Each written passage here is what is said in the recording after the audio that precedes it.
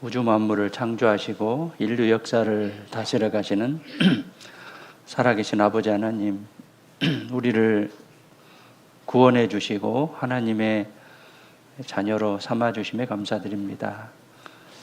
멸망받아 마땅할 저희를 위해서 십자가에 못 박아 돌아가심으로 우리에게 영원한 생명과 소망을 주심에 참으로 감사드립니다. 특별히 교회를 세워주시고 또 오늘 이렇게 말씀 앞에 왔습니다. 말씀을 통해서 교훈을 얻고 은혜받는 귀한 시간이 될 수 있도록 도와주시옵소서. 마지막 때 특별히 정신을 차리며 근신하고 기도하는 삶이 될 수 있도록 도와주시옵소서. 세상을 바라보면 점점 주님의 오실 때가 가까워지고 있습니다. 더욱더 우리들의 마음을 붙잡아 주시고 세상 것에 마음 빼앗기지 않도록 도와주시옵소서. 특별히 교회를 세워주셨음에 우리 교회를 통해서 더욱더 많은 주님의 큰 역사가 나타날 수 있도록 도와주시옵소서. 지난 한 주간 일교구 집회를 통해서 또 하나님의 사랑을 다시 한번 확인했습니다.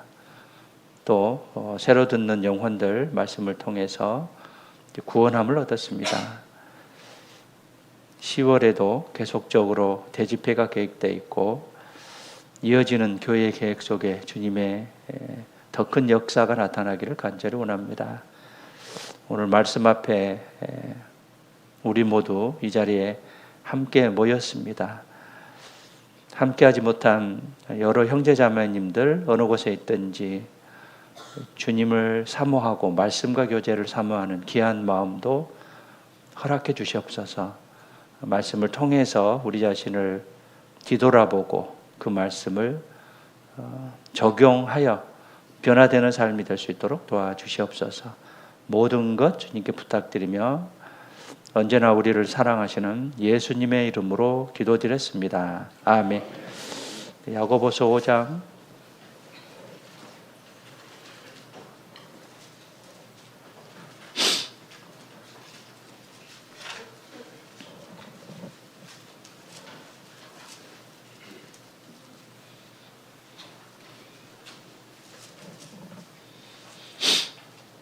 야고보서 5장 11절입니다. 11절.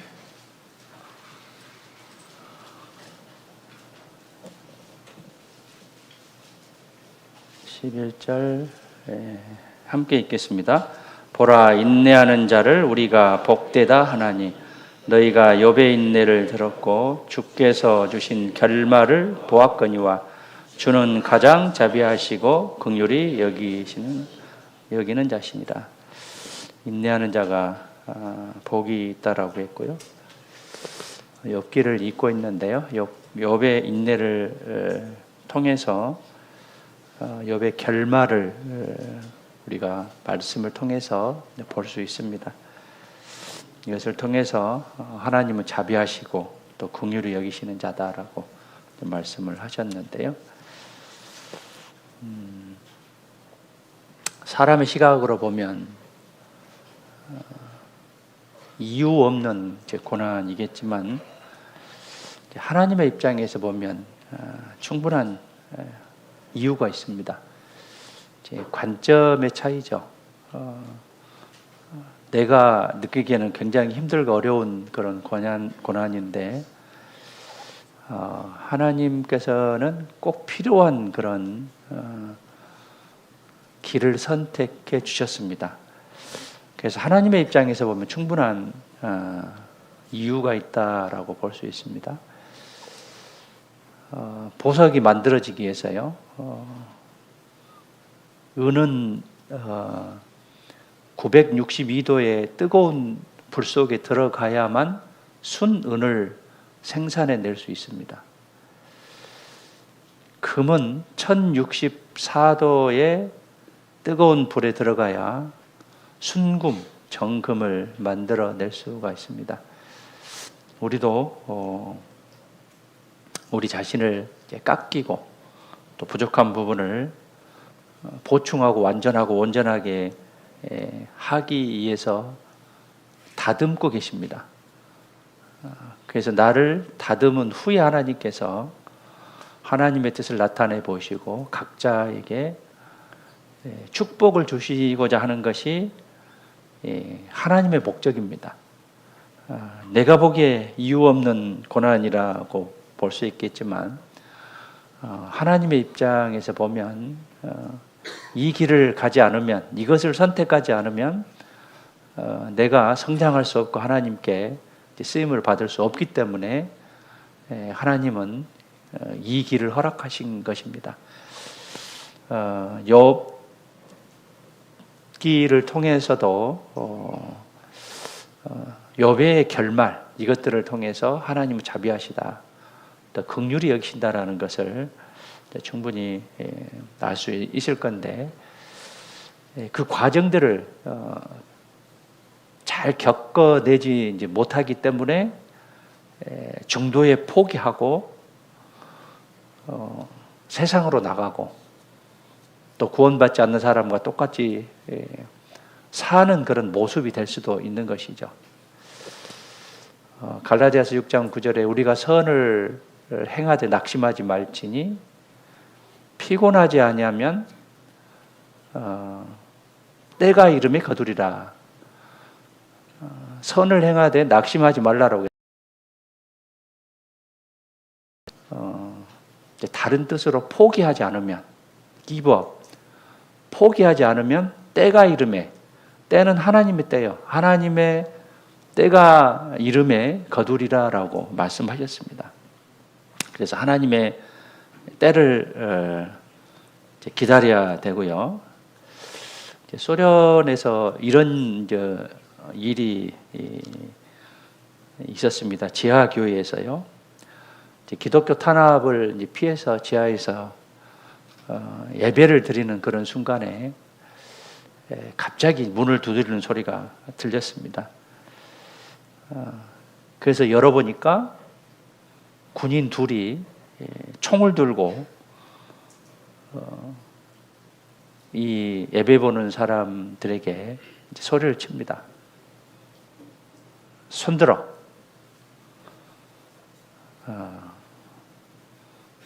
너희들이 이곳에서 모인다는 소식을 듣고 왔다. 지금이라도 살기 원한다면 예배 그만두고 당장 이곳을 나가라. 나가는 자는 살겠고 여기 있는 자는 죽을 것이다라고 소리를 칩니다. 그래서 몇몇은 슬그머니 일어나서 자리를 떠나버리죠. 그리고 대다수의 사람은 그 자리에서 체념한 듯 죽음을 결심하죠. 나는 죽음을 맞이하겠다라고 담담하게 기다립니다. 그때 갑자기 이제 병사들이 문을 잠그고 우리도 크리스찬입니다. 같이 예배를 드리러 왔습니다. 혹시 감시자나 배반자가 있을까 봐 가짜들을 떠나라고 했습니다. 안심하고 예배를 드립시다 라고 해서 총을 놓고 무릎을 꿇고 예배를 드렸다는 그런 이야기가 있는데요. 이 그리스도인들은 감사와 기쁨으로 예배를 이제 드렸겠죠. 환란이 닥치면은요, 알곡과 쭉정이가 갈라져요. 어려운 일이 있으면 그 사람의 신앙에 따라 떠나는 사람도 있고 머무르는 사람도 있어요. 알곡과 쭉정이가 갈라집니다. 시험과 환란이 다가올 때 끝까지 견디는 그런 믿음이 진짜 믿음일 것인데, 진짜가 아닌 쭉정이는 바람에 날려가요. 근데 결국은 믿음을 떠나버리고 여러 가지 핑계가 있죠.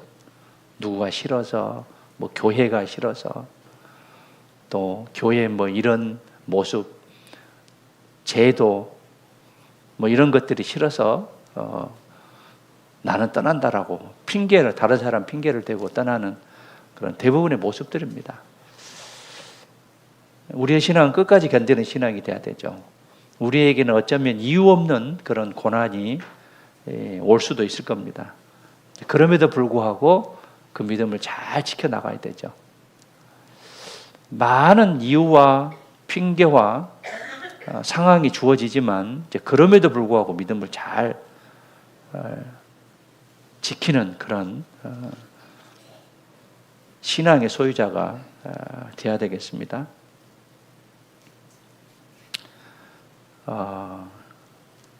유럽에 이런 그 속담이 있어요. 낙타가 쓰러지는 것은 깃털같이 가벼운 마지막 짐 하나 때문이다. 깃털 같은 가벼운 짐 때문에 쓰러진 거예요. 그거는 우리에게 무슨 교훈을 주냐면, 신앙생활 잘 하다가 아주 사소한 것 때문에 내 기분이 나빠서, 내 여러 가지 안 좋은 신앙 때문에 스스로 넘어지는, 스스로 떠나는 이제 그런 모습을 교훈으로 받아들일 수 있는데요. 마지막 지푸라기가 낙타의 등을 부러뜨린다. 또 우리말로는 다 먹은 밥에 코 빠뜨린다, 그런 이제 속담 있잖아요. 아주 가벼운 그런 것들 때문에 낙타가 이제 쓰러진다라는 그런 뜻인데, 이 수컷 낙타는요 300에서 400kg의 짐을 지고도 20 내지 30km의 사막길을 거뜬히 간다고 합니다. 이 낙타의 특징이 이제 털이 촘촘하게 났죠. 밀생했다고 하고, 그리고 육봉을 통해서 그 지방이 이제 물로 변환시키죠. 그리고 이제 발바닥은 사막이 잘 빠지지 않게 이 발바닥의 구조가 그렇게 됐습니다. 그런데 이 낙타가 깃털 하나가 무슨 영향을 끼칠까 하지만 단순한 과장은 아닐 겁니다. 그 무거운 200 내지 300kg의 짐을 지고 갈 수 있지만 깃털 하나 때문에 이 낙태가 무너질 수 있다는 그런 속담이듯이, 우리도 신앙생활 잘하다가 아주 조그만 것 하나 때문에 넘어지는 그런 경우도 있습니다. 우리 주변에 그런 깃털 하나, 이런 무게로 무너지는 그런 사람들이 있습니다.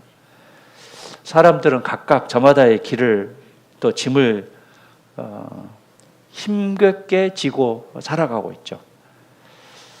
그래서 옆에 사람의 한마디의 독설, 또는 삶 속에서 어떤 안 좋은 그런 소식들, 또 병이 나았다고 했는데 재발했다는 그런 소식, 또는 살아가면서 이제 빚을 질 수도 있죠. 어쩌다 보면 이제 카드값을 갚지 못하는 경우도 있죠. 그래서 그런 독촉장, 이런 것들 때문에 쉽게 무너지는 그런 경우들도 있습니다.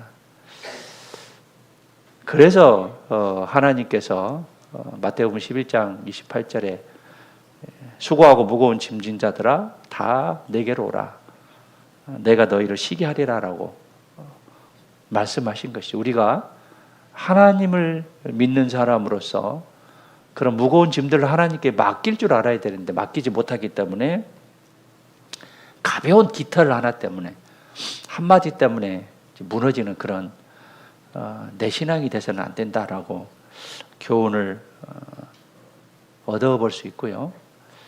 각자에게는 하나님이 은사, 선물을 주셨죠. 또 달란트, 재능을 주셨습니다. 선물을 주셨고 재능을 주셨는데 내가 그걸 사용하지 않는 거예요. 내 세상적으로 사용만 한다면 하나님이 구원해 주신 아무 의미가 없는 것이죠. 우리는 교훈을 받고 살아갈 수가 없습니다. 그 선물, 달란트, 영어로는 탤런트죠. 이 달란트를 잘 활용을 해서 주님을 위해서 사용해야 되는데, 왜냐하면 내가 한 것이 아무것도 없는데 믿음으로 구원을 받았잖아요. 믿음으로 구원받은 것에 대한 감사 보답으로 이제 드리는, 우리는 다 받았기 때문에 드리는 그런 마음을 가지고 살아야 될 것인데, 감사와 보답의 마음이 없어요. 그러니까 이스라엘 백성과 같이 항상 불평불만이죠. 세상에 대한 불평불만, 또 가족에 대한 불평불만, 또 교회에 대한 불평불만, 또 교회 생활에서 형제자매들에 대한 그런 불평불만이죠. 과연 구원받은 사람들의 생각과 말일까요?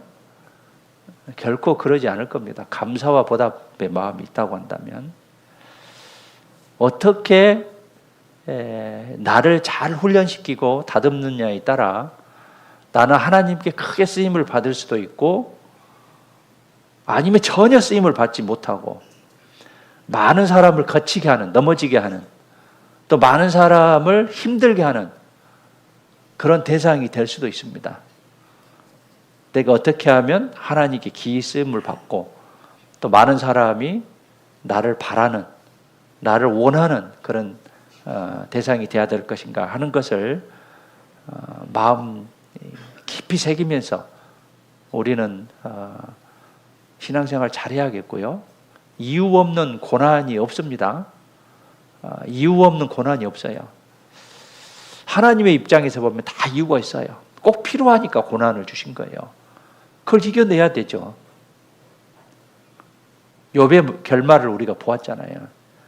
2배로 채워주셨습니다. 이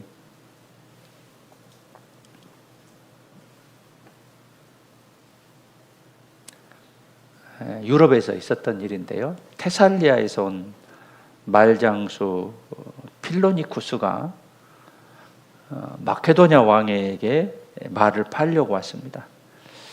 그 말은 온 몸이 검은 털로 이제 덮여졌고 이마에는 흰 별 모양의 무늬가 있었습니다. 누가 보아도 보통 말이 아니에요. 범상치 않는 그런 말이었습니다. 하지만 이 말은 특징이 난폭해요. 난폭합니다. 그래서 사람들이 이제 길들여지지 않았기 때문에 관심을 보이지 않았습니다. 그때 이제 젊은 왕자가 나서서 그 말을 사게 돼요. 젊은 왕자가 이것을 잘 살펴보니까 이 말은 자신의 그림자를 보고 흥분한다는 것을 이 왕자가 다 깨달은 거예요. 그래서 그 사실을 알아차리고 이 말을 사서 항상 길을 들을 때 어떻게 들었냐면 태양 쪽을 바라보고 이 말을 길을 들였어요. 그림자가 안 보이잖아요. 그래서 이 말은 놀랍게 차분해지고 왕자는 말에 올라타서 길들이는데 성공했습니다. 이 왕자가 바로 누구냐면 알렉산더입니다. 알렉산더. 그리고 그 길들여진 말은 명마 부케팔로스라고 명마가 됐다고 합니다. 그래서 이 말을 통해서 많은 전투를 승리하게 했고, 이 말이 죽게 되자 알렉산더는 이 말 이름을 따서 도시까지 이제 세웠습니다. 알렉산드리아 부케팔로스라고 도시까지 이제 세웠습니다. 아무리 뛰어난 재능을 갖고 있다 하더라도요, 다듬어지지 않으면 빛을 발하기 어렵습니다. 보면 재능들이 많이 있는 것 같은데 말씀에 다듬어지지 않으면, 하나님의 입장에서 보면 다듬어지지 않으면 빛을 발할 수가 없어요. 하나님께 쓰임을 받지 못합니다. 그래서 내가 다듬어지기 위해서는 많은 시련과 고난이 필요한 것이죠. 훈련이 필요한 것이죠. 근데 그것을 마다하고 뛰쳐나가면 나는 전혀 하나님께 쓰임을 받지 못한 거예요. 하나님은 나를 완전하게 다듬으시려고 고난을 허락하십니다. 우리가 보기에 이유 없는 고난인데 하나님의 보시기에는 충분한 이유가 있는 그런 고난입니다. 우리는 하나님의 뜻을 이루는 도구가 되어야 되는 거예요. 그러기 위해서는 우리에게 주어진 이 고난들이 결코 이유가 없는 것이 아니고 나만 받는 그런 고난이 아니고 꼭 필요한 고난이라는 것을 생각하시고 살아가는데 고난이 없는 사람이 누가 있습니까? 시련이 없는 사람이 누가 있어요? 다 힘들어요. 다 힘들어요. 그러나 믿음이 있고 없고 생명이 있고 없고 소망이 있고 없고에 따라 그 사람의 삶의 방향은 완전히 달라져요. 말씀을 통해서 우리가 영원한 생명에 대한 소망이 있는 사람들이잖아요. 그래서 세상으로 바라볼 때는 정말 미련한 지식일 수가 있습니다. 오늘 암송에도 그랬죠. 그리스도의도가 미련한 사람에게는 미련한데 우리가 보기에는 하나님 능력이다라고 했습니다. 하나님의 능력이에요. 구원받은 것이. 그래서 감사와 보답의 그런 마음들을 가져야겠고요. 이 욥은 정말로 믿음을 잘 믿었다라고 그렇게 생각하면서 하나님 앞에 거의 완전한 자였잖아요. 욥기 1장에 가보시죠.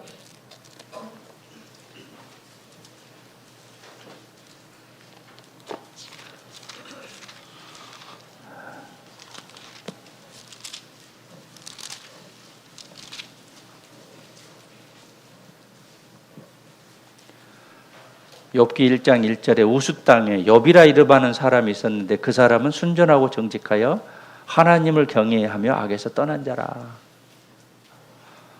순전하고 정직하여 하나님을 경외하며 악에서 떠난 자였습니다. 그리고 8절에 여호와께서 사단에게 이르시되 내가 내 종 욥을 유의하여 보았느냐. 그와 같이 순전하고 정직하여 하나님을 경외하며 악에서 떠난 자가 세상에 없느니라. 정말 하나님 앞에 순전하고 정직하여 하나님을 경외하고 악에서 떠났습니다. 근데 이 욥에게 엄청난 고난이 다가왔죠. 동방에서 큰 부자가 하루아침에 빈털터리가 되어버렸습니다. 10명의 자녀를 모두 잃었죠. 자신의 몸, 머리에서 발끝까지 병이 들었습니다. 처음에 욥은 자신이 왜 이런 가혹한 고난을 받아야 하는지 몰랐습니다. 욥에게 왜 이런 엄청난 고난이 다가왔을까요? 어찌 보면 인간의 생각으로서는 이해할 수 없는 부분입니다. 욥이 보기에는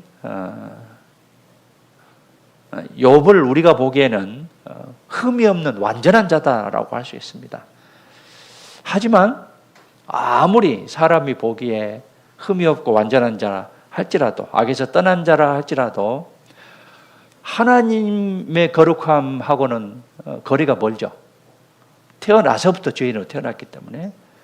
그래서 이사야 64장 6절에 보면 우리는 다 부정한 자 같아서 우리의 의는 다 더러운 옷 같으며 우리는 세폐함이 잎사귀 같으므로 우리가 제약이 바람같이 우리를 몰아가나이다. 사람 보기에 의롭고 악에서 떠난 것이죠. 하나님 보시기에는 벌레인 구더기인 인생입니다. 그렇기 때문에 하나님께서는 이렇게 말씀하시죠. 욥기 22장 봐보시죠.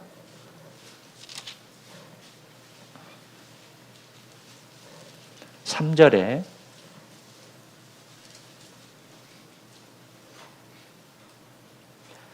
함께 읽겠습니다. 내가 의로운들 전능자에게 무슨 기쁨이 있겠으며 내 행위가 온전한들 그에게 무슨 이익이 있겠느냐. 의로운들 전능자에게 무슨 기쁨이 있겠으며 내 행위가 온전한들 그에게 무슨 이익이 있겠느냐. 우리가 아무리 깨끗하다 하더라도 하나님 보시기는 더러운 벌레와 같은 구더긴 인생입니다. 내가 보기에 그런 것이죠. 세상 사람이 보기에 욥은 완전한 자였고 의로운 자였고 악에서 떠난 자였습니다. 이제 그런 욥에게 엄청난 시련이 다가왔죠. 이유 없는 고난이 다가왔습니다. 그렇지만 욥은 정말 욥이었습니다. 그 어려운 그 이유 없는 세상에 보기에 이유 없는 그런 고난 속에서 욥은 담담하게 받아들이죠. 1장으로 다시 가보시죠.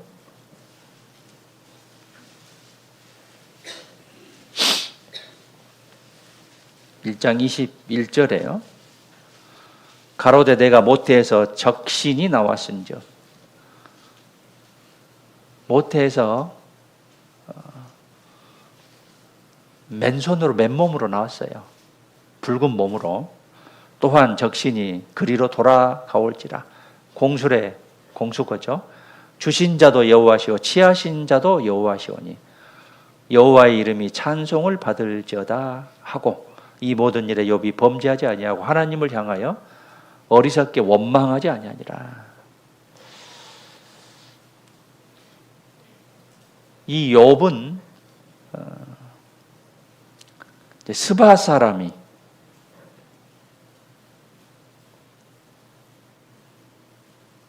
그 1장 14절에 봐보시면은요.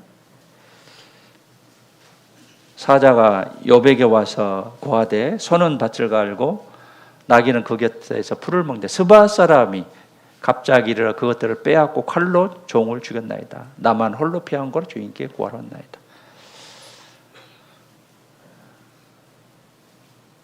그 동물들을 빼앗고 종들을 죽였는데 욥은 그 스바 사람을 보지 않고 이제 배후에서 역사하시는 하나님을 바라본 거예요.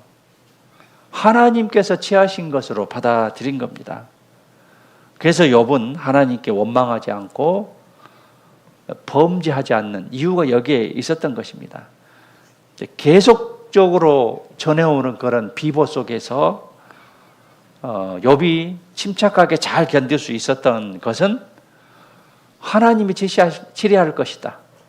하나님이 알아서 하실 것이다. 라는 그런 믿음이 있었기 때문에 욥은 믿음을 지키며 끝까지 인내하면서 잘 견뎠던 것이에요. 요셉도 마찬가지죠. 요셉도 자신이 애굽으로 보내진 것이 하나님께서 하신 줄을 알았습니다. 그런 믿음이 있었기 때문에 자기를 팔았던 형들을 용서할 수 있었습니다. 이 요셉의 신분이 밝혀지자 형들은 무서워했을 겁니다. 그러나 요셉은 오히려 형들을 진정시키고 자신을 애굽으로 보낸 자는 형들이 아니라 하나님이다 라고 진정을 시키고 이 자신의 온 가족을 기근해서 구원케 하기 위해서 하나님께서 그렇게 하신 일이라고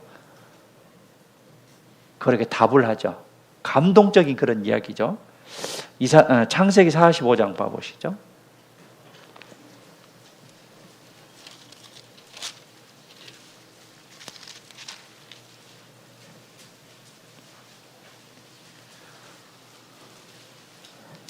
(45장) 4절에 보시면요. 요셉이 형들에게 이르시되 내게로 가까이 오소서. 그들이 가까이 가니 가로되 나는 당신들의 아우 요셉이니 당신들이 애굽의 판자라. 당신들이 나를 이곳에 팔았으므로 근심하지 마소서. 한탄하지 마소서. 함께 읽으시죠. 하나님이 생명을 구원하시려고 나를 당신들 앞서 보내셨나이다. 이 땅에 2년 동안 흉년이 들었으나 아직 5년은 기경도 못하고 추수도 못할지라. 하나님이 큰 구원으로 당신들의 생명을 보존하고 당신들의 후손을 세상에 도시려고 나를 당신들 앞서 보내셨나니 그런즉 나를 이리로 보낸 자는 당신들이 아니요 하나님이시라.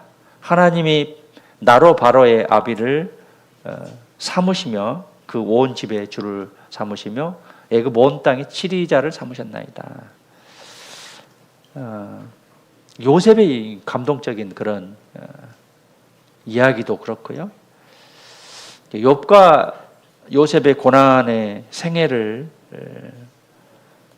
우리에게 보여준 것은 중요한 교훈을 주고 있습니다. 어떤 일을, 힘들고 어려운 일을 당할 때 누구를 먼저 바라보느냐,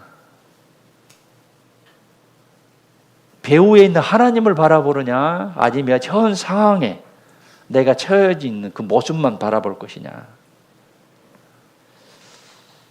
신앙생활하면서 많은 일들이 벌어지죠. 사회생활하면서도요, 나를 힘들게 하는 사람이 있습니다. 직장에서도 그렇고, 또 가정에서도 그렇고, 또 이웃과의 관계도 그렇고, 특히 이제 교회 안에서도 그렇습니다. 어느 교회나 돌아다 보면 꼭 조교가 있습니다. 조교. 조교는 뭐를 시키죠? 뭘 시켜요? 훈련 시켜요. 훈련. 각 개인에게도 마찬가지예요. 그런데 이제 우리가 그런 입장에 섰을 때, 까닭 없이 괴롭힐 때, 거기서 분개하고 화를 내고 거기서 뛰쳐나갈 것이 아니라 배후에 있는 하나님을 우리가 잘 바라봐야 돼요. 아, 이것을 하나님이 허락하셨고 내가 이것을 잘 견뎌야 하나님이 나를 더 귀하게 사용하실 것이다 라는 배후의 하나님을 바라볼 줄 알아야 돼요. 욥이 만약 스바 사람만 바라봤다면 욥은 복수심에 불탔을 겁니다.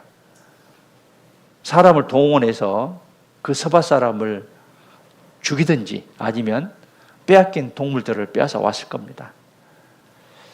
하지만 스바 사람의 한 일에 대해서 욥은 배후에 있는 하나님을 바라본 것이죠. 그래서 잠잠히 받아들였어요. 요셉도 마찬가지입니다. 형들을 범죄자로 몰고 형들에게 보복을 할 수도 있었지만 그것을 잘 견뎌냈죠. 배후의 하나님을 알았기 때문에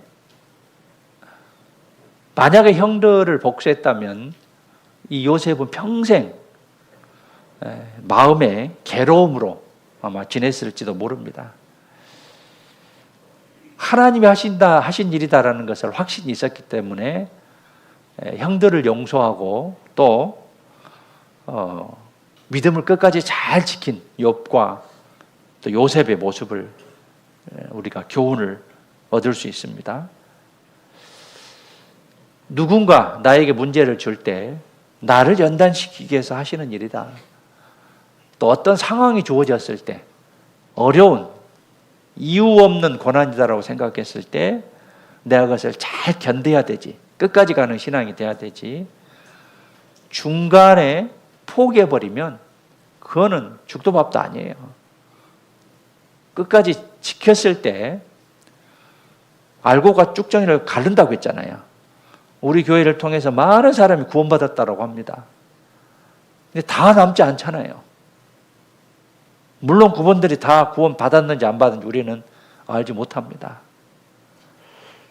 우리가 말씀을 배우고 신앙생활 잘하는 첫 번째 이유와 목적이 뭡니까? 하나님 나라에 가기 위한 것입니다.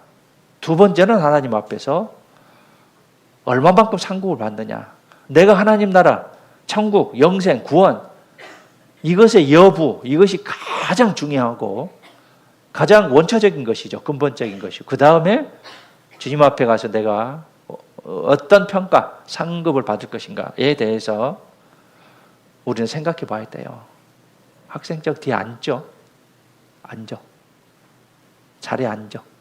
네. 계속 서 있지 말고. 네.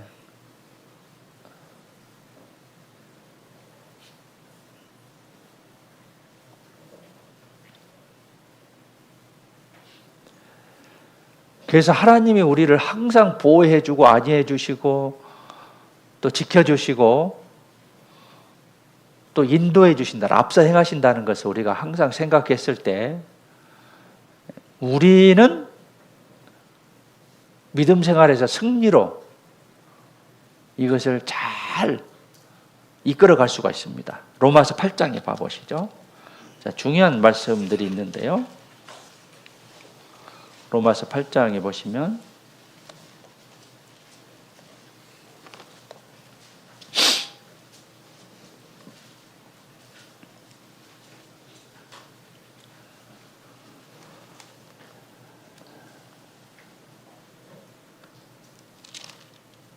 (31절에) 보시겠습니다.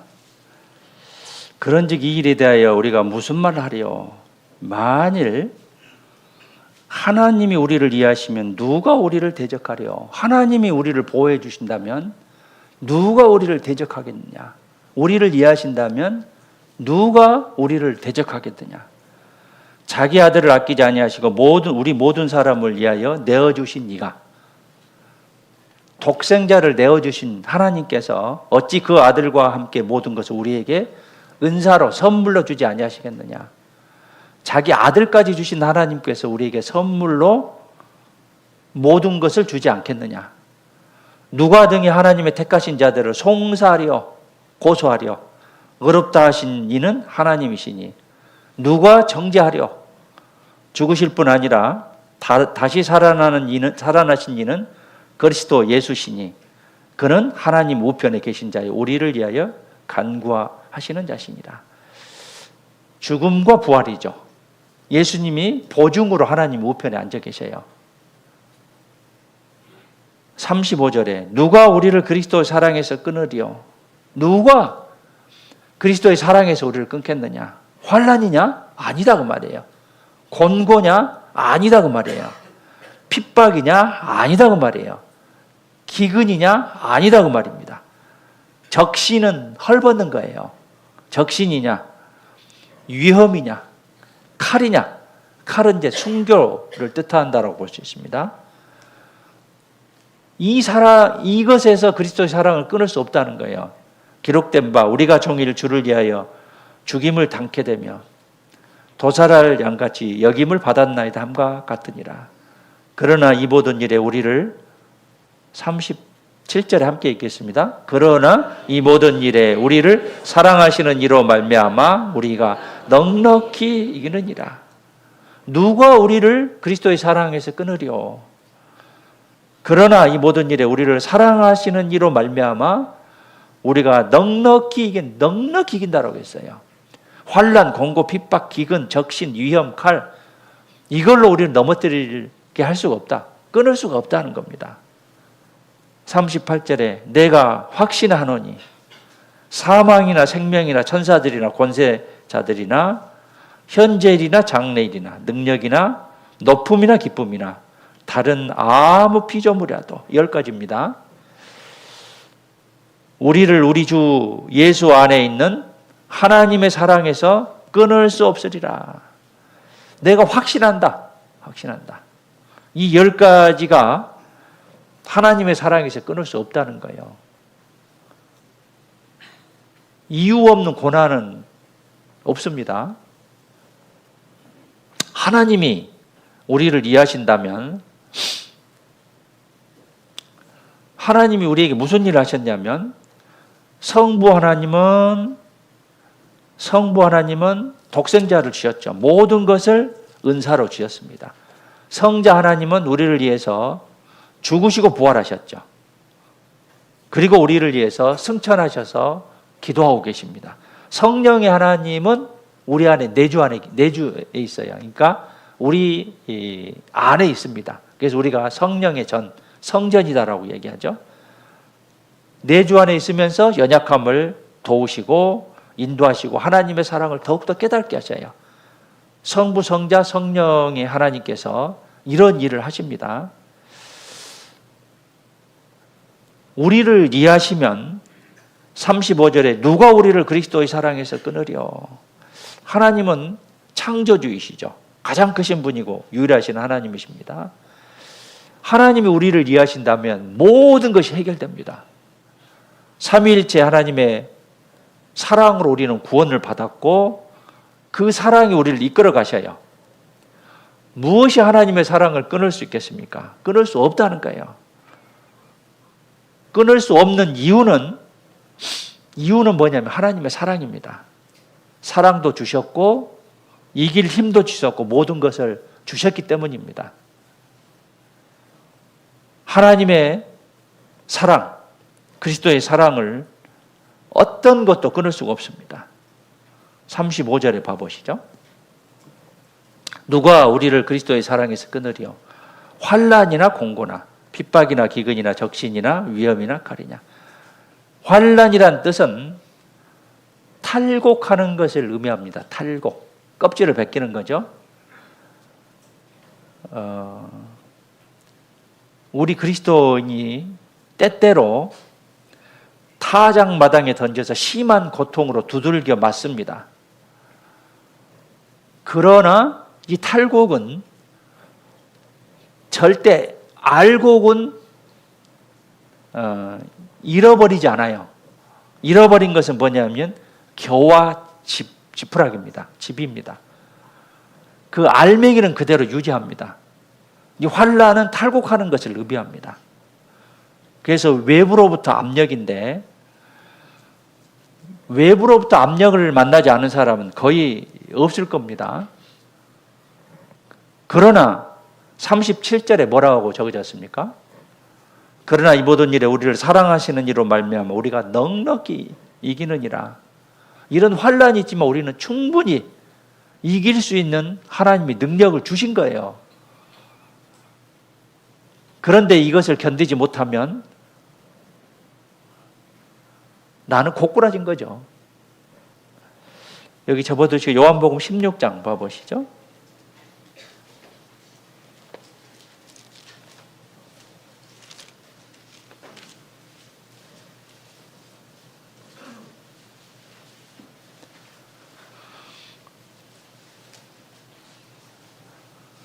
(16장 33절입니다)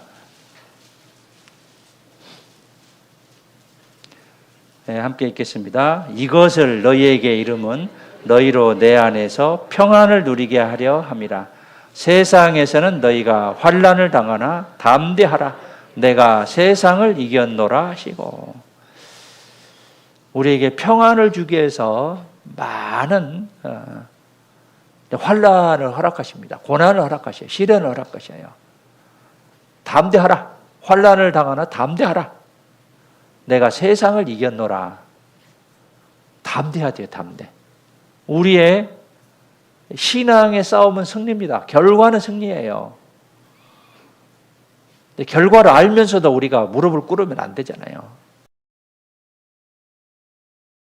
마음에 실족함이 또 침체함이 있으면 안 되잖아요. 우리에게 감당치 못할 시험은 없습니다. 고린도전서 10장에 봐보시죠.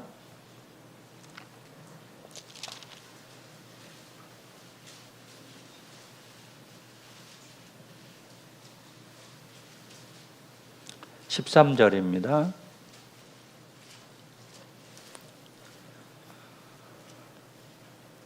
12절에 보시면 그런즉 선줄로 생각하는 자는 넘어질까 조심하라.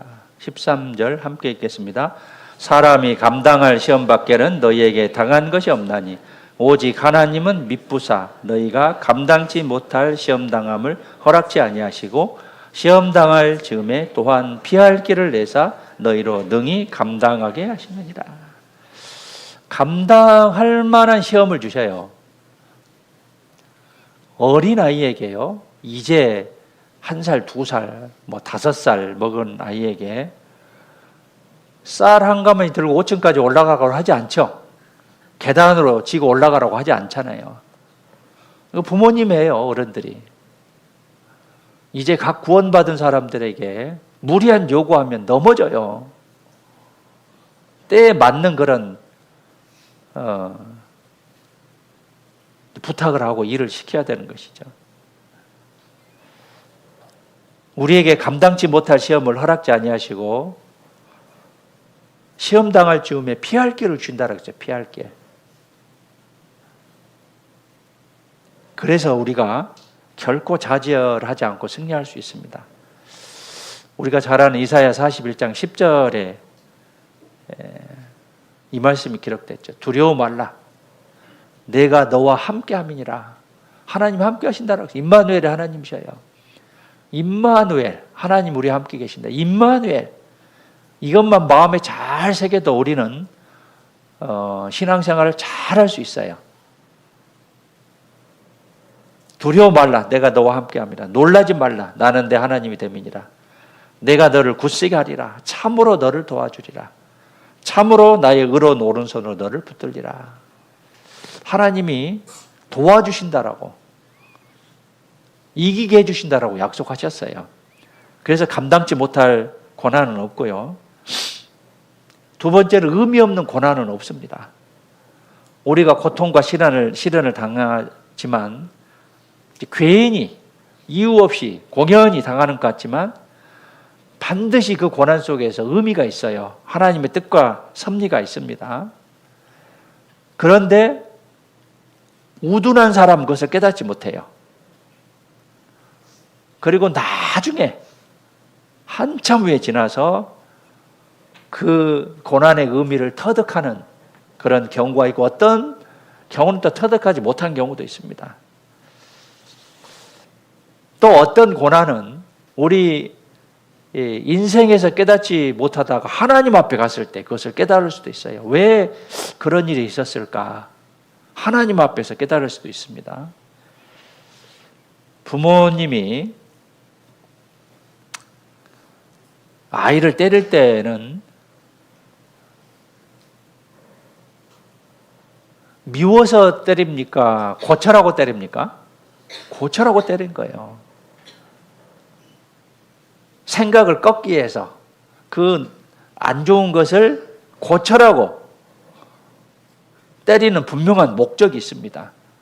우리에게 고난을 주신 것은 죄를 깨닫게 하고 돌이키게 하기 위해서, 또는 우리의 육신, 또 육신의 성품을 깨트려서 더 나은 신앙의 소유자가 되게 하기 위해서 그 고난을 허락하신다라고 볼 수 있습니다. 그것을 잘 통과하면 신앙이 강해지고 더 큰 일을 감당할 수가 있어요. 그래서 의미 없는 그런 고난은 없습니다. 이사야 48장에 봐보시죠.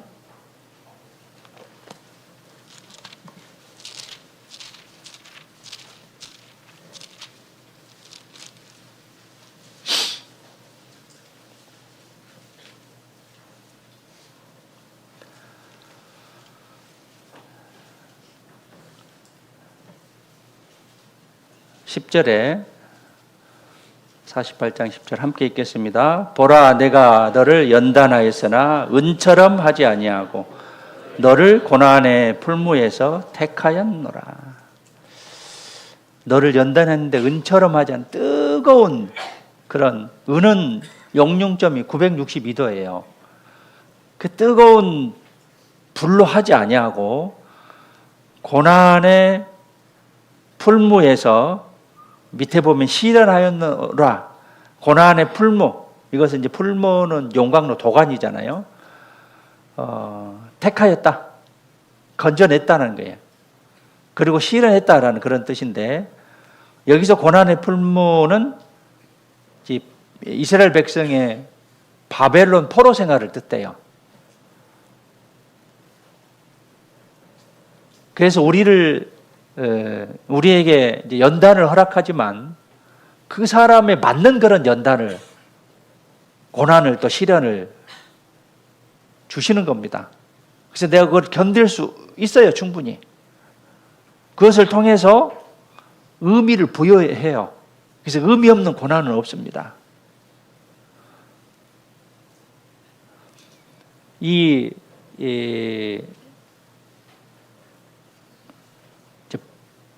보석, 은이나 금이 풀무불에 들어가야 순은이 되고 순금이 되잖아요.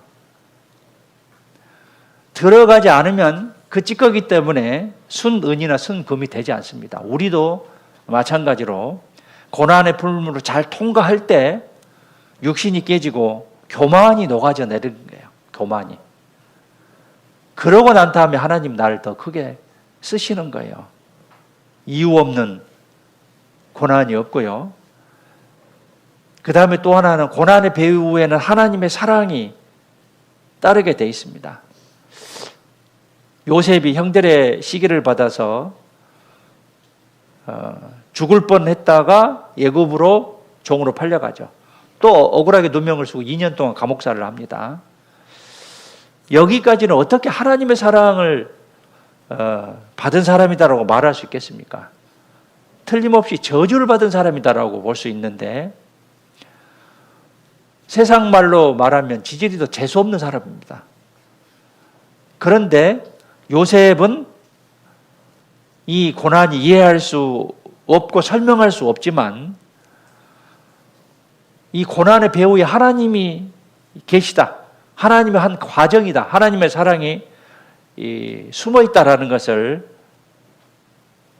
깨달았기 때문에 그것을 잘 견뎌내고 자기 식구들을 살리고 또 믿음을 잘 지키는 그런 선지자의 모습이었죠. 요셉의 생애는 구약 시대에 예수님의 가장 닮은 모형의 한 사람입니다. 잘 견뎠기 때문에 그 배후에 하나님의 사랑이 있었다는 것을 알았기 때문에 잘 견딘 거예요. 이사야 28장에 봐보시죠. 앞으로 가보시죠.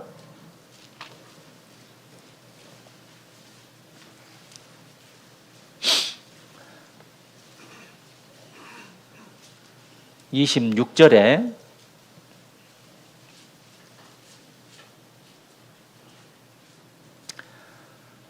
이는 그의 하나님은 그에게 적당한 방법으로 보이사 가르치셨으며, 적당한 방법으로, 즉 하나님은 각자의 사람을 섬세하게 적당한 방법으로 치료하셔요. 적당한 방법으로 고난과 시련을 주십니다.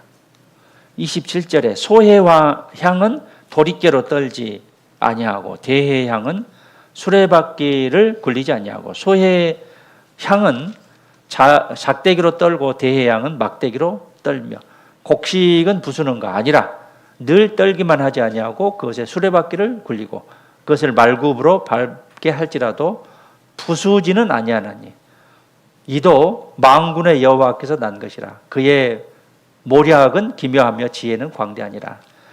소의 향과 대의 향이 있는데 두 개를 합쳐서 회향이라고 합니다. 소의 향은 미나리과에 속하는 1년생 초본 식물이고요. 이 약재로 쓰인다고 합니다. 약재로. 복통이나 뭐 여러 가지 약재로 이제 쓰이고, 대해향은 목련과에 속하는 나무 열매인데 향료로 그렇게 쓰인다고 합니다. 그런데 이 소의 향은 작대기로 떨고, 작대기는 뭐냐면 이제 작대기와 막대기의 구분은 뭐냐면 작고 크거예요. 그래서 막대기는 몽둥이로 다른 성경에 그렇게 나왔고, 이제 소의 향은 작은 막대기로 떨고 대의 향은 큰 몽둥이로 떠는 거예요. 그 열매 그 깨턴다고 그러잖아요. 그러듯이 도리깨질이나 이렇게 할 때 그 크기가 좀 다르잖아요. 그러듯이 26절에 하나님은 그에게 적당한 방법으로 보이고 가르치시는 그런 하나님이십니다. 곡식을 부수는가, 작대기로 막대기로 떠는데 부수는 거 아니다 그 말이에요. 늘 떨기만 하지 아니하고 그것에 수레바퀴를 굴리고 그것을 말굽으로 밟게 할지라도 부수지는 아니합니다. 곡식은 부수는가? 부수지는 아니한다. 알곡은 그대로 놔둬요. 알곡은. 그러니까 우리가 구원을 제대로 받았다고 한다면 한 번 구원은 영원한 구원이잖아요. 많은 시련과 고난이 있지만 그 생명은 그대로 보존하는 거예요. 그런데 내가 시련과 고난에 무릎 꿇고 세상으로 나가버리면 안 된다는 거지. 생명을 가진 그런 소유자로서. 그래서 29절에 이는 만군의 여호와께서 하나님께로서 난 것이다. 그의 모략은, 그의 계획은, 그의 지혜는 기묘하고 놀랍고 원더풀하고 기이하고 묘하고 지혜는 광대하니라. 하나님의 그 능력입니다. 하나님의 지혜예요. 적당하게 그 사람에게 맞는 시련과 고난을 주신 거예요. 그러니까 내가 그걸 잘 견뎌야 됩니다. 징계도 마찬가지죠. 하나님께 잘못하면 누구에게나 징계가 있죠. 근데 징계는 다 받는 것이거늘 징계가 없으면 사생자라고 했어요. 내가 잘못했는데 징계가 없다? 그거는 쉽게 말하면 구원받지 않는 거예요.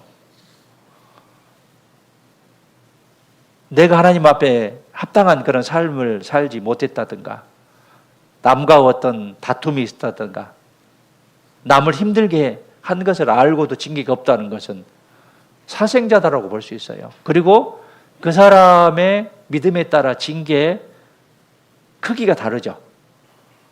믿음이 적은 사람은 적게, 믿음이 큰 사람은 더 큰 징계가 오게 되어 있습니다.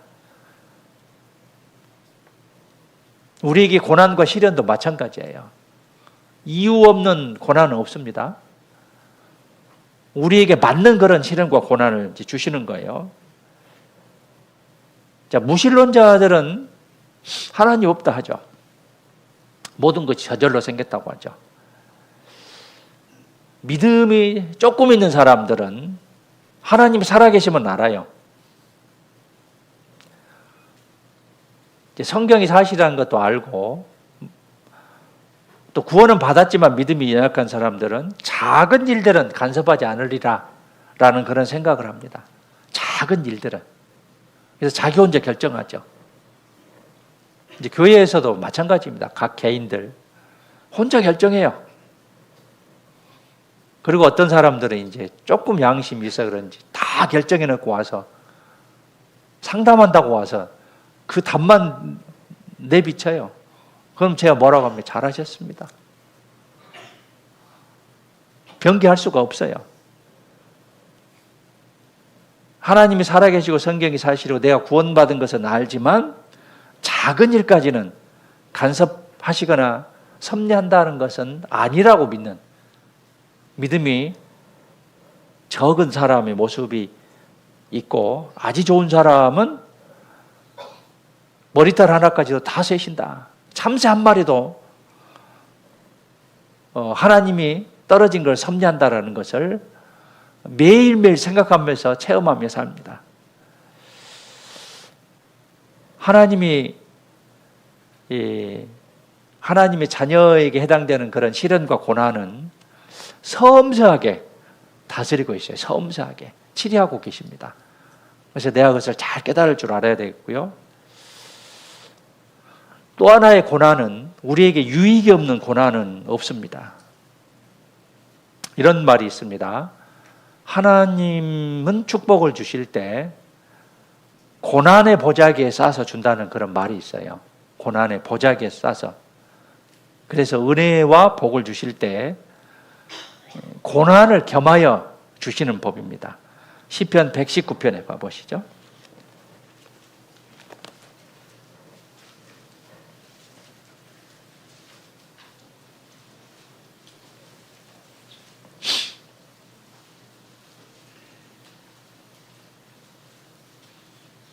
조시는 분 안 계시죠? 졸 만한 시간인데 옆에 사람 봐보시죠. 눈 한번 봐보시죠. 옆에 사람 눈 한번 봐보시죠. 좋은 거 좀. 다들 웃으시네요. 시편 119편 67절입니다. 67절 함께 읽겠습니다. 고난당하기 전에는 내가 그릇 행하였다니 이제는 주의 말씀을 지키나이다. 71절 함께 읽겠습니다. 고난당한 것이 내게 유익이라 이로 인하여 내가 주의 율례를 배우게 되었나이다. 70절에 보시면 저희 마음은 살쪄 지방 같으나 마음이 둔하여 기름에 잠김 같으나 나는 주의 법을 즐거워하나이다. 세상 사람들 먹고 사는데 치중하죠. 우리는 하나님의 말씀을 즐거워하는. 고난이 유익이 없는 고난이 없습니다. 다 유익한 겁니다. 평안할 때 받는 은혜보다 고통 속에 받는 은혜가 더 크고 많습니다. 부모님은 젖 먹이는 아이를 잠시도 잊음이 없죠. 잊을 수가 없습니다. 그런데 이사야 49장 14절부터 보면 육신의 엄마는 잊을 때가 있다 하더라도 나는 이스라엘 너희를 결코 잊지 않겠다라고 약속하셨죠. 어느 날 한 그리스도인이요,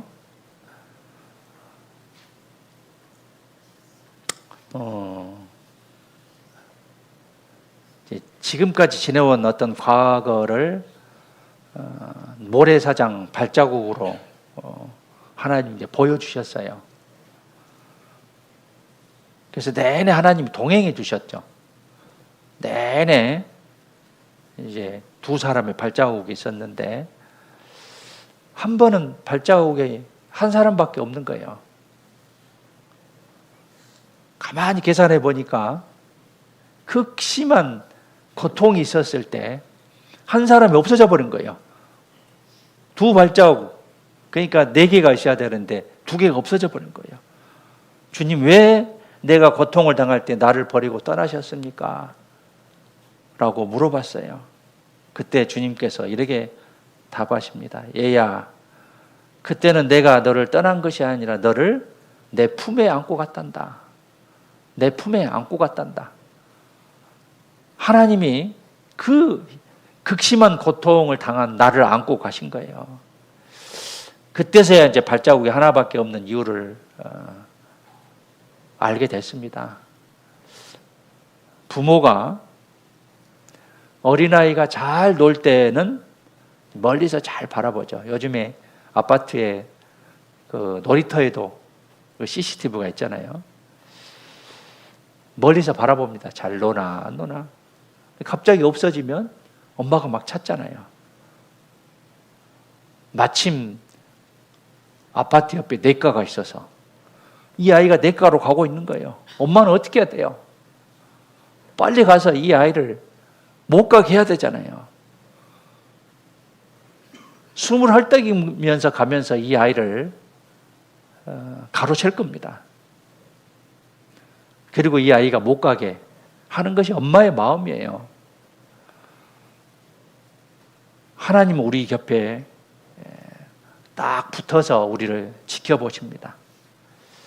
우리에게 환난이 있지만 항상 하나님이 우리와 함께 하신다는 것을, 임마누엘이라 하는 것을 잘 기억하시고 이유 없는 고난은 없습니다. 그걸 잘 이겨내면 좋겠습니다. 로마서 8장에 다시 가보시죠.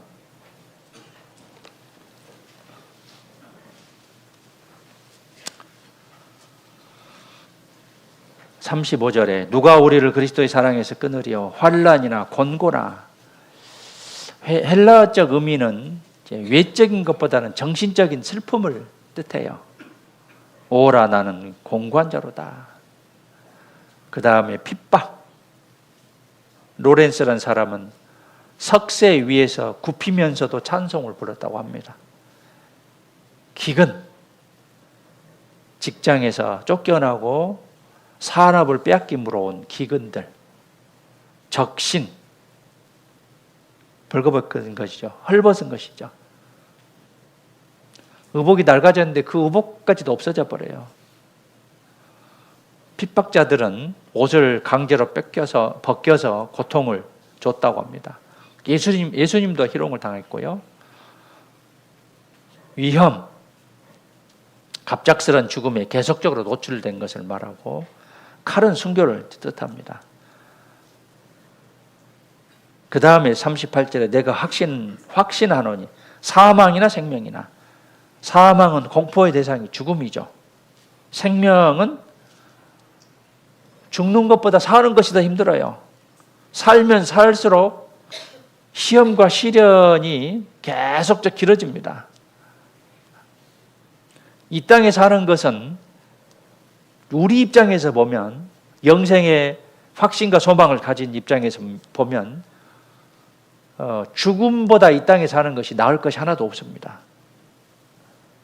그런 우리에게 너를 살려줄 테니 그리스도를 부인하라고 할 때, 우리는 육신의 생명 때문에 그리스도를 배반할 수는 없는 것이죠. 영원한 생명과 잠시의 생명을 바꿀 수가 없다는 것이죠. 천사들이나 권세들이나 능력, 선한 천사들은 우리를 하나님의 사랑에서 끊으려고 하지 않을 겁니다. 그러나 악한 천사들은 우리를 계속 넘어뜨리려 하죠. 마귀들은. 현재의 여러 가지 곤란한 일들, 이런 것들이 우리를 하나님의 사랑에서 끊을 수 없다라고 말씀하시고, 장래일, 높음, 기쁨, 다른 피조물들, 이 모든 것을 우리는 37절에 봐보시죠. 8장 37절 함께 읽겠습니다. 그러나 이 모든 일에 우리를 사랑하시는 이로 말미암아 우리가 넉넉히 이기느니라.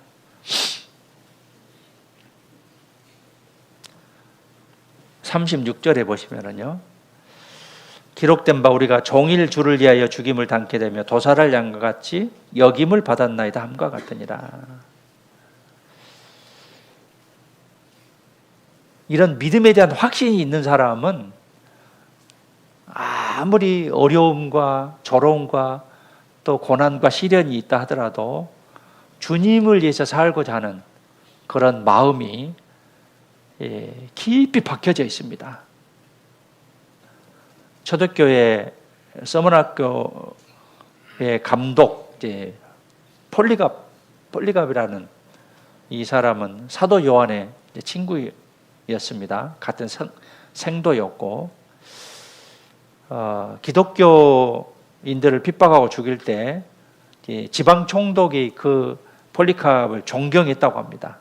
그래서 조용히 불러다가 예수를 욕하면 풀어주겠노라라고 해유를 했다고 합니다.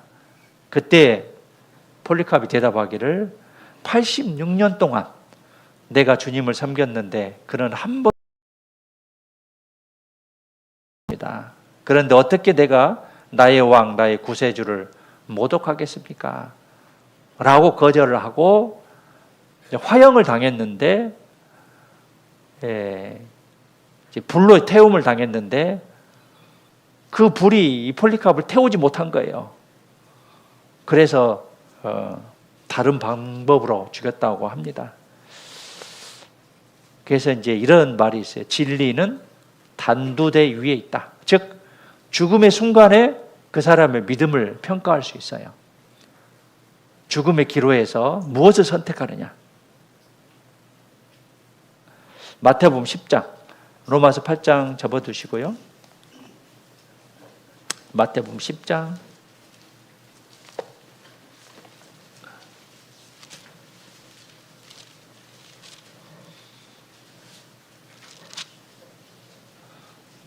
32, 33절 함께 읽겠습니다. 누구든지 사람 앞에서 나를 시인하면 나도 하늘에 계신 내 아버지 앞에서 저를 시인할 것이요. 누구든지 사람 앞에서 나를 부인하면 나도 하늘에 계신 내 아버지 앞에서 저를 부인하리라. 예수님을 모른다. 예수님을 부인하는 그 한마디를 안에서 많은 핍박을 받고 순교를 당했습니다. 우리나라 인구가 지금 5천만 명이 넘었습니다. 그런데 순교한 사람의 숫자가 한 6천 내지 7천만 명이라고 합니다. 예수를 부인하라. 하지만 부인하지 않음으로써 순교를 당한 사람 6천 내지 7천만 명이에요. 로마 박해 시대에도 예수님을 주, 퀴리오스라고 하는데 주라고 부르면 사자밥이 됐습니다. 황제에게 주라고 하면 편안히 살 수 있었어요. 그런데 그걸 선택 안 함으로 많은 사람이 순교를 택하는 것이죠. 그래서 내가 시인을 하느냐 안 하느냐, 많은 사람 앞에서. 어떤 사람은 구원을 받았는데 뭐 친구들이나 사람들 만나서 그것을 감추고 교회 오는 데 부끄러워서 누구 그런다잖아요. 성경을 신문지에 싸가지고 그러게 오기도 하고. 영원한 생명, 정말 귀한 것을 가진 우리가 순교할 마음이 있다고 한다면 무엇을 못하겠습니까? 우리에게 고난과 시련은 다 이유가 있습니다. 그래서 우리의 짐을 주님께 맡겨야겠습니다. 주님의 멍에를 메야 됩니다. 맡긴다는 것은 굴려보낸다는 뜻이고 또 은행에 돈을 맡긴다는 그런 뜻인데 은행에 돈을 맡기면 이자가 생기잖아요. 혹은 이제 던져버린다라는 그런 뜻이에요. 시편 34편에 7편에 봐보시죠.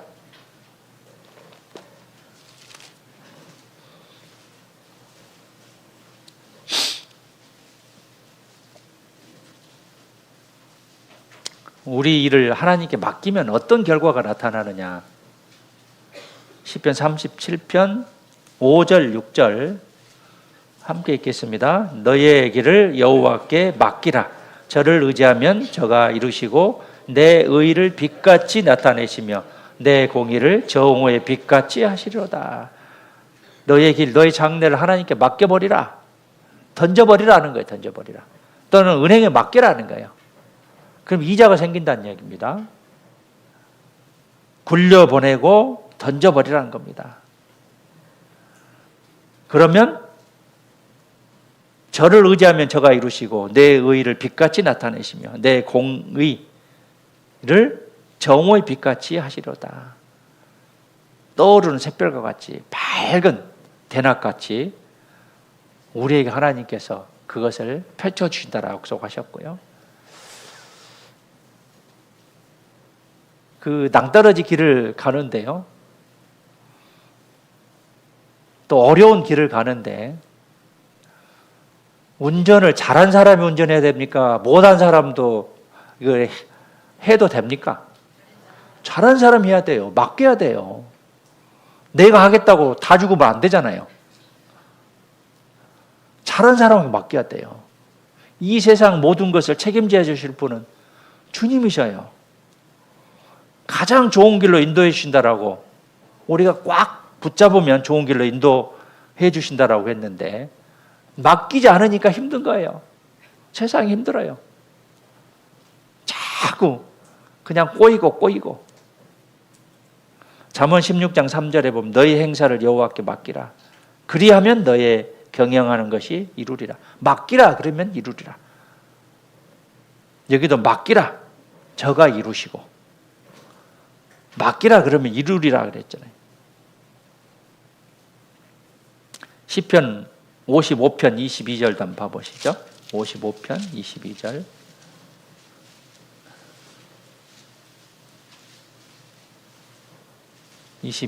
함께 읽겠습니다. 내 짐을 여호와께 맡겨버리라. 너를 붙드시고 의인의 요동함을 영영히 허락지 아니하시로다. 맡겨버리라. 또 베드로전서 5장 7절에 보면 너희 염려를 다 주께 맡겨버리라. 이는 저가 너희를 권고하심이라. 권고라는 것은 이제 관심을 갖고 보살펴 주신다. 케어한다 그러죠. 관심을 갖고 보살펴 준다라는 뜻이고 마태복음 6장 32절에 보면 그러므로 염려하기를 무엇을 먹을까 무엇을 입을까 하지 말라. 이는 다 이방인들이 구하는 것이라. 너희 전부 하나님께서 이 모든 것이 너희에게 있어야 할 줄을 아시느니라. 먹을까 입을까 걱정하지 말라는 거예요. 빌립보서 4장 6절에 보면 아무것도 염려하지 말고 오직 모든 일에 기도와 간구로 너희 구할 것을 감사함으로 아뢰라 했습니다. 염려하지 말고 기도와 간구로 구할 것을 감사함으로 아뢰라 라고 했습니다. 그리고 원수 갚는 것도 주께 맡기라고 했습니다. 로마서 12장 19절에 보시면 내 사랑하는 자들아 너희가 친히 원수를 갚지 말고 진노하심에 맡기라. 기록되었으되 원수 갚는 것이 나에게 내게 있으니 내가 갚으리라 했습니다. 시편 37편에 봐보시죠. 37편 7절에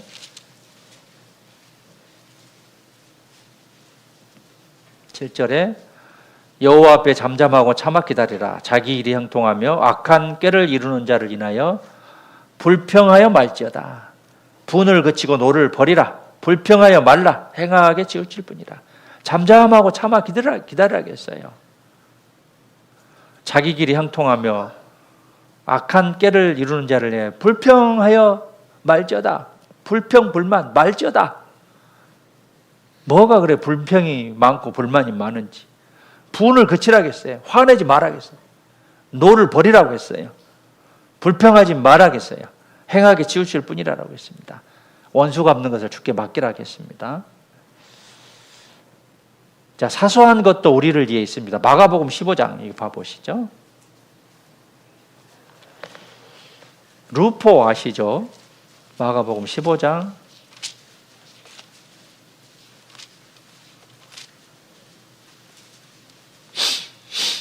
21절에 보시면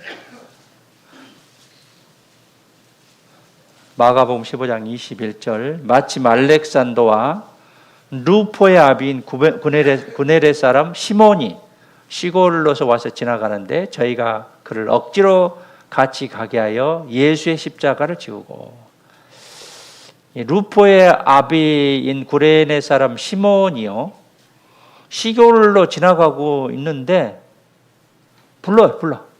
그래서 예수님 십자가를 대신 지고 가라고 해요. 자기 원하는 것과 관계없이 억지로 당하는 그런 경우가 있습니다. 많은 손실이 있기도 하지만 많은 이익이 되기도 하죠. 그런데 주님과 관계되는 일에 억지로 하는 것은 예상치 못한 축복이 있어요.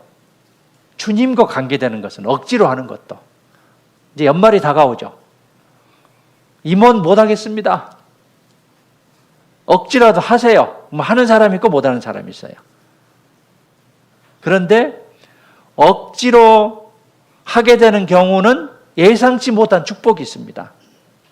로마 군인은 로마 시민이 아닌 사람에게 억지로 오리, 즉 2km를 가게 할 수 있는 고난이 있었다고 합니다.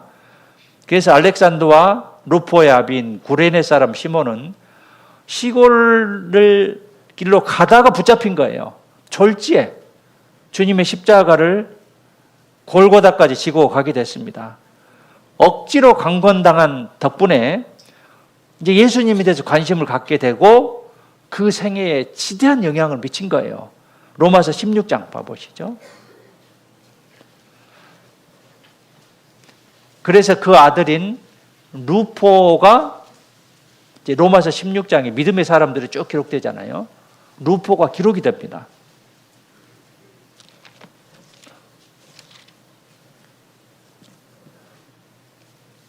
(13절에) 보시면 로마서 16장은 수고한 누구누구, 많이 수고한 누구누구 이게 계속 나오잖아요. 12절도 보시면 주 안에서 수고한 드루베나와 드로버사에게 문안하라. 주 안에서 많이 수고하고 사랑하는 버시에게 문안하라. 13절에 주 안에서 택하심을 입은 루포와 그 어머니에게 문안하라. 그 어머니는 곧 내 어머니니라. 사도 바울이 루포의 어머니가 내 어머니다라고 믿음이 신실했다라고 볼 수 있어요. 루포와 그의 어머니. 하나님은 구레네 사람 시몬의 집에 복을 주시려고 그 타이밍을 맞추신 거예요. 루포의 아비인 시몬을 부른 겁니다. 무한한 자비와 사랑이죠, 하나님의. 애매한 고난, 이해되지 않는 일, 이런 것에 우리가 감사하고 그걸 잘 받아들여야 됩니다. 사람은 영혼, 몸으로 구성되어 있죠. 하나님의 형상을 따라 사람을 만드셨잖아요. 영이 있기 때문에 하나님은 인간을 소중하게 여기십니다. 얼마든지 원치 않는 일을 당하는 경우가 있습니다. 특히 신앙과 관계되는 것은 원치 않는 것이다 하더라도 그것을 꿋꿋하게 잘 견뎌냈을 때 하나님의 축복이 있습니다. 구레네 시몬의 인생이 바뀌었죠. 원치 않는 일이지만 끝까지 잘 그걸 수행했을 때 하나님은 축복해 주셔요. 계란은 무정란과 유정란이 있죠. 무정란은 아무리 오래 품어도 병아리가 안 됩니다. 유정란은 생명의 씨앗이 있기 때문에 품으면 병아리가 됩니다. 우리도 마찬가지예요. 내 안에 씨앗이 있느냐 없느냐, 이거 정말 중요합니다. 믿음의 여부죠. 그래서 나를 통해서 씨앗이 싹이 되고 나무가 돼서 열매를 맺어야 되는 것이죠. 불란서에서 2000년 된 무덤에서 꽃씨를 발견했는데 그 씨를 심었더니 싹이 텄대요. 영국에서 윌리엄 부리안 이 사람이 이집트 카이로를 방문했다가 3000년 전 미이아를 보게 됐는데 그 옆에 완두콩이 있었대요. 그것을 가져다가 심었더니 싹이 났다는 거예요.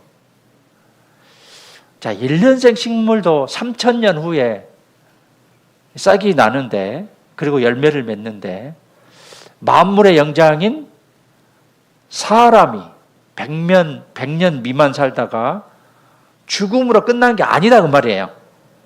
결코 그렇지 않습니다. 죽음 후에 부활이 있고 영원한 천국이 있고 영원한 지옥이 있는 법이에요. 그래서 우리의 내 안에 정말 온전한 씨앗이 있는가 스스로 이거 잘 생각해 볼 필요가 있고, 나에게 주어진 이제 고난, 시련, 그리고 많은 일들이 발생하죠. 이런 것들을 잘 활용해야 돼요.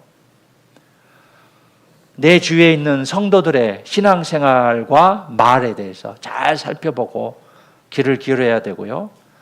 내 주위에 있는 일꾼들의 말에, 행위에, 말씀에 잘 귀를 기울일 필요가 있습니다.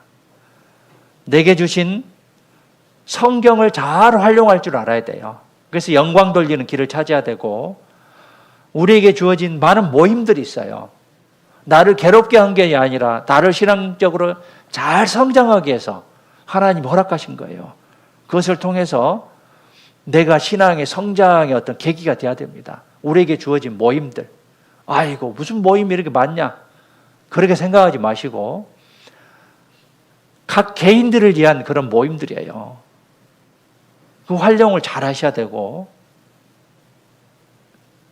앞서간 성도들의 모습과 또 이제 신학적인 그런 책들 있죠. 이런 것들을 잘 활용해야겠습니다. 자, 우리에게 적이 있는데요. 우리에게 가장 큰 적은 누구냐면 자기 자신이에요. 내 자신의 허물을 벗을 줄 알아야 돼. 탈고 갈 줄 알아야 돼. 내 자신을 깨뜨리고 철저히 부인해야 주님을 따라갈 수 있습니다.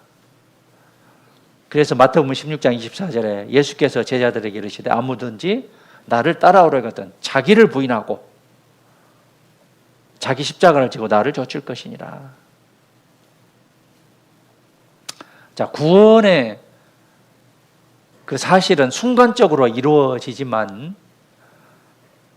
자기를 부인하는 삶은 일생 동안 고난을 통해서, 연단의 과정을 통해서 계속됩니다. 구원은 단번에 이루어지지만 생활 구원은 일생 동안 계속 이어져요. 그래서 우리에게 주어진 그런 일들을 남 탓할 게 아니라 내 자신으로 잘 받아들여서 그것을 잘 견뎌내야겠습니다. 욥기 32장에 봐보시죠.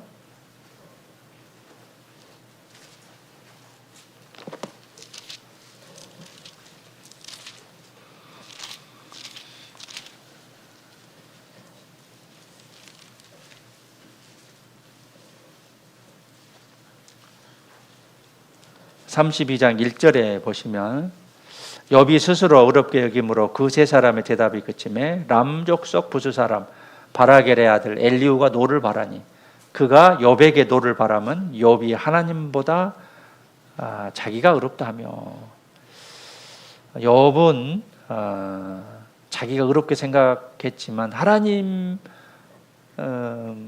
입장에서는 교만이죠.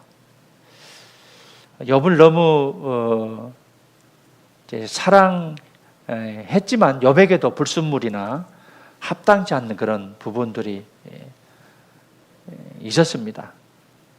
그래서 욥은 자기가 생각에 아무리 재앙을 받을 만한 죄가 없다고 하더라도 자신을 이제 변호하지만 욥은 자기 자신이 생각한 거지. 하나님의 입장에서 보면 깨끗하지 못한 그런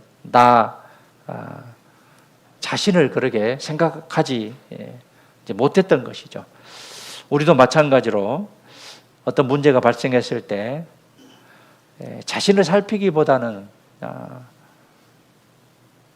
그 잘못이 상대방에 있다라고 생각할 때가 이제 많습니다. 하지만 욥기 31장 5절에 한번 봐보시죠.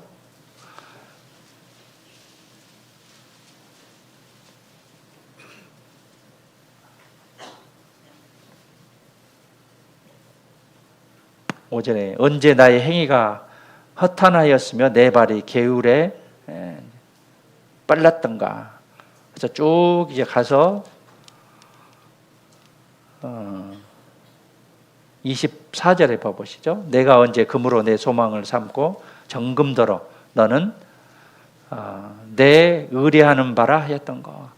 욥기 31장에 보면 내가 언제 이거 12번이나 반복돼요.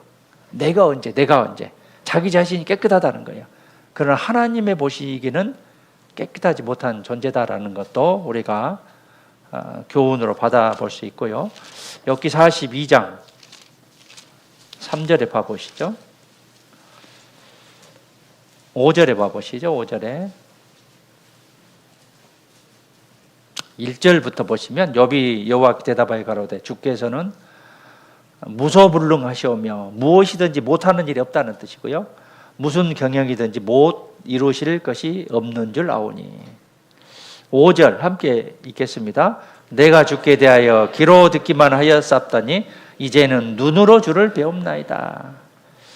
이제 욥이 고난을 이제 통과하고 이제 하나님을 올바로 이제 볼지를 알았습니다. 그래서 귀로만 듣다가 이제는 눈으로 이제 직접 경험합니다. 욥에게 엄청난 불시험을 이제 허락했지만 이제 불순물이 제거되는 연단의 과정이 필요했던 거예요. 그만큼 믿음이 이제 성장했습니다. 그래서 욥기 3장 10절에 보면 나의 길을 오직 그가 아시나니 그가 나를 단련하신 후에는 내가 정금같이 나오리라. 많은 단련을 통해서 욥은 그 시련을 잘 이겨냈고 나중에는 하나님이 2배로 이제 회복을 시켜줍니다. 이유 없는 그런 고난이 아니었고요. 욥을 다시 이제 회복을 시켜줬는데 욥의 이제 말씀을 통해서 우리가 그 고난을 잘 이겨내는 이유 없는 고난이 없고요. 유익 없는 그런 고난이 없고 우리에게 교훈을 주는 그런 말씀이기 때문에 우리 삶 속에서 고난과 시련이 없는 사람은 없습니다. 그것을 잘 견뎌내는 그런 우리 자신이 됐으면 좋겠습니다. 야고보서 5장 가시죠.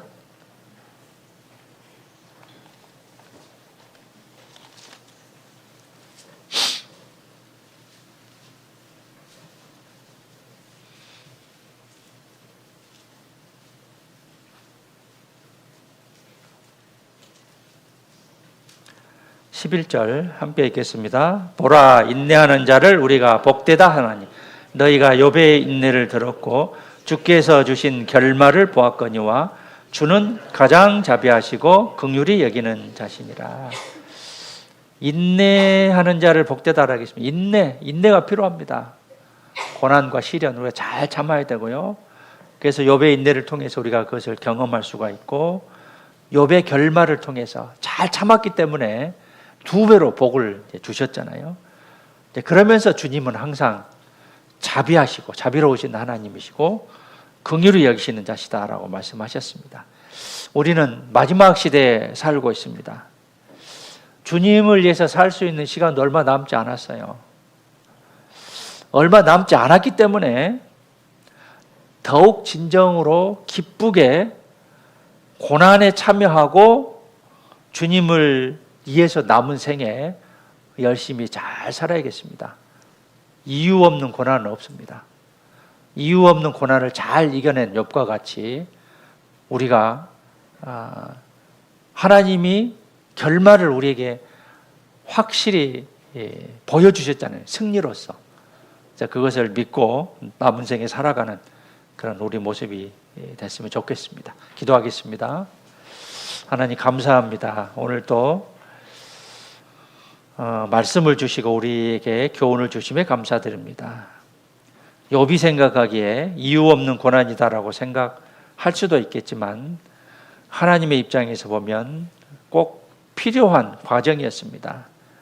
우리에게도 고난과 시련이 있겠지만 하나님께서 허락하셨기 때문에 잘 견디는 가운데 주님 앞에 섰을 때 참 잘했다, 수고했다, 잘 견뎠다라는 칭찬을 받을 수 있도록 우리의 믿음을 지켜주시고 남은 생에 인도하시고 도와주시옵소서. 오늘 또 함께해 주신 하나님께 감사드립니다.